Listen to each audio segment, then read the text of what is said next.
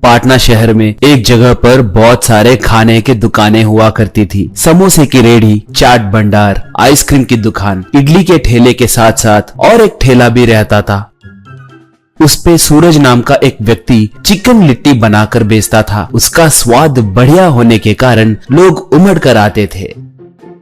उसके ठेले के पास ही एक नारियल का ठेला भी हुआ करता था। उसके मालिक का नाम पटनायक था। वो बहुत बड़ा धोखेबाज और लालची आदमी था। लोगों को बातों में फुसलाकर नारियल को ज्यादा दाम पे बेचता था। क्या माँ, मैं इन नारियलों को कितनी मुश्किल से मंगवाता हूँ, जानती हो? उतने दूर से लोड आना मामूली बात समझ रही हो क्या? इसलिए दाम बढ़ाना पड़ता है, कहकर झूठी बातें बोलता था।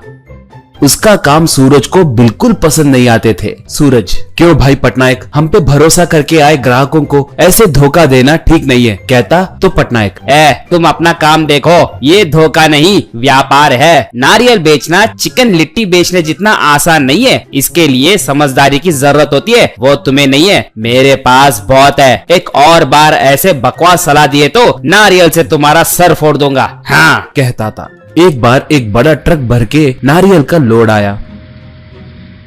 ठेले के पास लोड को उतारकर ट्रक चला गया।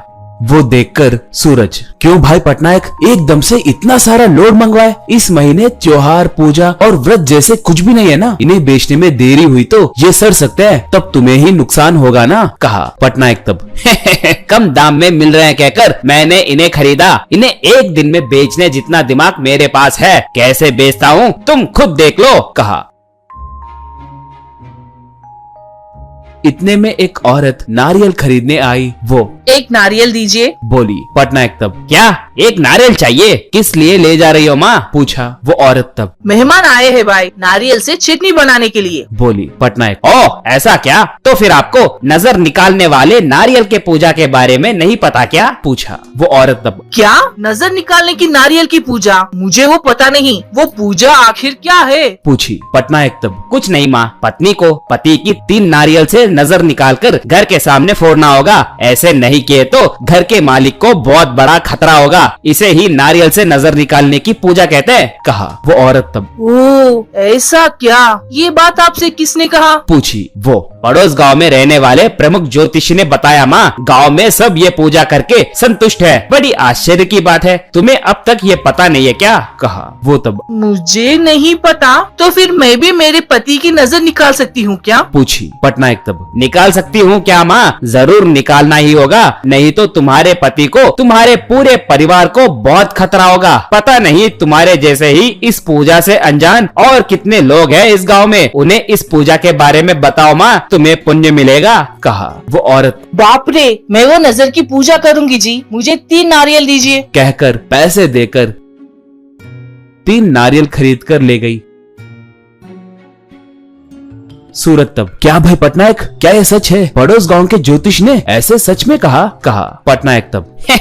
ज्योतिष वोतिष कुछ नहीं, ये सब झूठ है। इंसान अंधविश्वास के गुलाम होते हैं। मेरे इस जाल में सब फंसेंगे। अब देखो नारियल की बिक्री कैसे बढ़ेगी। कहा। गांव में के सारे स्त्री पुरुष उस नजर के पूजा के बारे में ही बात करने लगे। ऐसे गांव के सारे महिलाएं शाम तक आकर नारियल खरीदने लगे।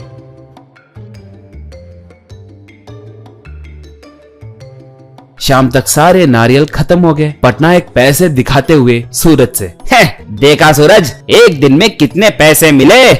इसे कहते हैं समझदारी, यूं कहने लगा।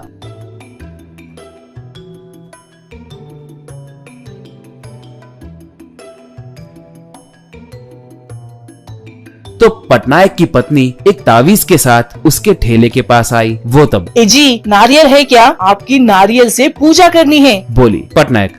मुझे उसकी कोई जरूरत नहीं है री, सारे नारियल खत्म हो गए। देखो आज पूरे 10,000 रुपयों का मुनाफा मिला है, कहा। तो वो तब, मुनाफे को मारो गोली, आप अच्छे रहो तो मेरे लिए वही काफी है। नारियल की पूजा नहीं करे तो भी चलेगा, पहले ये तावीज बांधिए, बोली पटनायक। ये तावीज क्या है, किसने दिया? पूछा पत्नी तब। आपको पता नहीं है क्या? ग्रह दोष के चलते घर के मालिक को खतरा होगा कहकर गांव वाले बात कर रहे थे। किस्मत अच्छी थी इसलिए एक ज्योतिषी हमारे घर को आए। मैंने 10,000 रुपए देकर उनके पास से ये तावीज खरीदा। इसे बांधे तो आपको कोई खतरा नहीं होगा बोले थे। बोली पटनायक तब। क्या 10,000 रुपए देकर खरीदा? तुम्हें दिमाग नहीं है क्या? कहकर पुकारा सूरज तब। इसमें उनकी क्या गलती है भाई? जैसे अंधविश्वास का पालन करना गलत बात है, वैसे ही बढ़ावा देना भी उतना ही गलत है। तुम्हारे नारियल के नजर का झूठ पूरे गांव में फैला, उसका फायदा उठाते हुए कोई धोखेबाज ये तावीज इन्हें थमा कर गया है। तुम्हारे कमाए 10,000 रुपए वो लेकर चला गया। कहा बस पटनायक बेहोश होकर नीचे गिर गया।